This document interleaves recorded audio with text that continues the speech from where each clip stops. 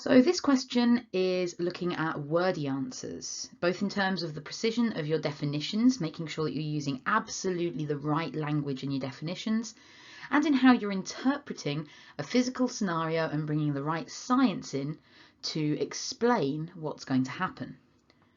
The first part is asking to define the moment of a force. Now it's worth 2 marks, which means that we want to be getting 2 decent bits of information in there.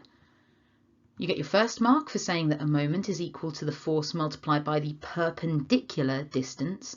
If you don't say perpendicular, you won't get that mark. And the second mark is for from the pivot. The next question is looking at a diving board. We're told that it's uniform, so the weight is acting from the centre, and it is fixed at point A and resting on point P. And we're told that it's in equilibrium, yeah? So it says by considering moments about A, so we're using A as our pivot point here. Explain why force P must be greater than the weight of the board W. Well, if we look at the distances here, let's call A to P distance X and A to W distance Y. If this is in equilibrium, then the clockwise moments, due to the weight, must be equal to the anti-clockwise moment, due to P. But W is further away from the pivot than P is.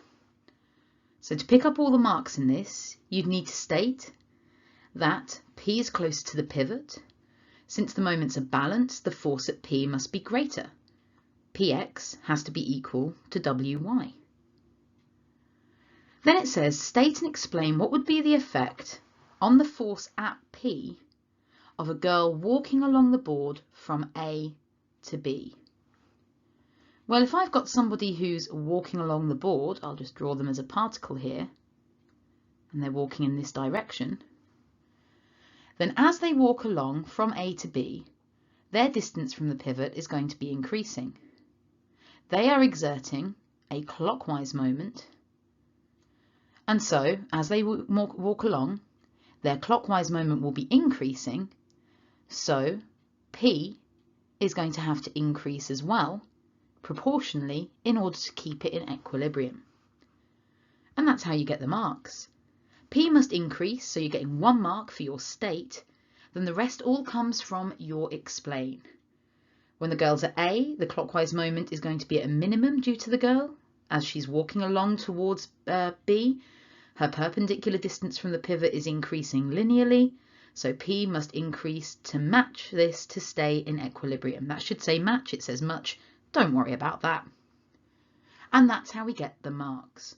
Notice how for state and explain, you're only getting 1 mark for linking the relationship, the rest is all coming from your explanation.